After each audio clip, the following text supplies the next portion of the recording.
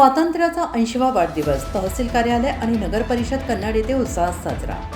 तालुक्यातील तहसील कार्यालयात 8:05 तहसीलदार श्रीमती सारिका भगत यांच्या हस्ते स्वातंत्र्य दिन अगदी उत्साहाने साजरा करण्यात आला। वंदे मातरम या गीताने सुरुवात करण्यात आली। पोलिसांनी ध्वजाला मानवंदना देऊन तहसीलदार श्रीमती सारिका भगत यांनी झेंडा फडकवला। त्यानंतर लगेचच नगर परिषद कन्नड येथे लोकनियुक्त नगराध्यक्ष फरीन बेगम अब्दुल जावेद शेख यांनी सर्वप्रथम डॉक्टर बाबासाहेब आंबेडकर यांच्या प्रतिमेला पुष्प वाहिले। त्यानंतर तिरंगा अभिमानाने फडकवला आणि यावेळी नगर परिषद कन्नडचे मुख्य अधिकारी रवींद्र लांडे साहेब हे सुद्धा हजर होते।